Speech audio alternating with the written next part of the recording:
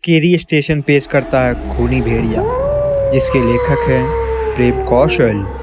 तो ये कहानी है बिलासपुर नाम के एक गांव की, जहां के लोग बड़े ही प्यार से और बड़े ही मिलनसार थे। वो गांव के लोग अच्छे थे, अच्छे व्यवहार से रहते थे और सब मिलजुल कर रहते थे। लेकिन उस गांव में एक खतरा मंडरा रहा था। वो खूनी दरिंदा भेड़िया जो हर रात को गांव में आता, मवेशियों को उठा ले जाया करता, उन्हें अपना भोजन बनाता और जंगल से पार होने वाले राहगीरों को अपना निशाना बनाया करता और उनके ही मांस पे अपना जीवन व्यतीत कर रहा था। लेकिन गांव वाले उस भेड़िए से अब तंग आ चुके थे।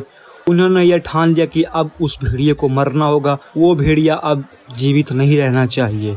सब ने यह तय किया कि अब उस भेड़िए को मारने का कोई उपाय किया जाए। तभी एक दिन लल्लन नाम का एक व्यक्ति जो उसी गांव में रहता था, वह देर रात बाजार से अपना काम धाम निपटा कर अपने गांव को लौट रहा था और उसने उसी जंगल से आने का तय किया।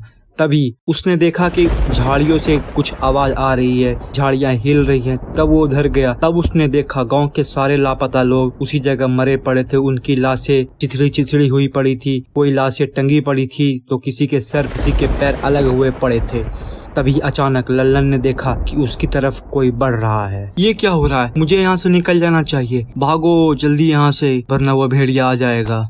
लल्लन वहाँ से तेजी से भागता है और जाके गांव वालों को सारी बात बताता है और उसने यह चीज सरपंच को भी बताई और पंडित को भी बताई। उसी देर रात सरपंच ने सारी बातें एक अघोरी को बताई और उसने सरपंच को एक पोटली दी और कहा, भेड़िए के मांस में यह कलश का पानी मिला दो और पीछे मुड़कर मत देखना। जब भेड़िया आए वो मांस का टुकड़ा वहाँ पे छोड़ देना और भाग जाना। अब यह तय करना था कि उस भेड़िए को वो मांस का टुकड़ा देने कौन जाए।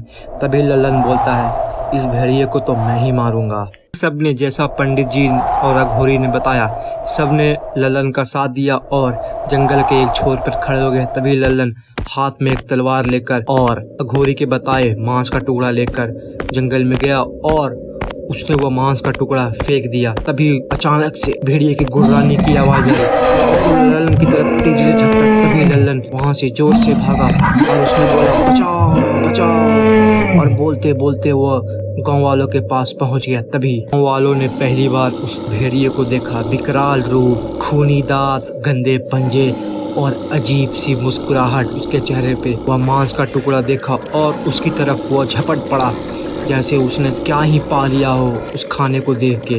तब उसने अपना विकराल रूप लिया और वह मांस का टुकड़ा खाने लगा। खाते खाते वो भेड़िया अचानक से गिर पड़ा और वो छटपटाने लगा जैसे किसी ने उसकी प्राण ही निकाल दी हो। फिर अचानक से धमाका हुआ। उस धमाके की शोर गांव के किनारे तक पहुंची। सभी गांव वाले इकट्ठे होकर उस धमाके की जगह पर आए और उन्होंने देखा कि वह भेड़िया मरा पड़ा है। खुश हुए और बोला, चलो इस भेड़िए से तो हमारी जान छूटी।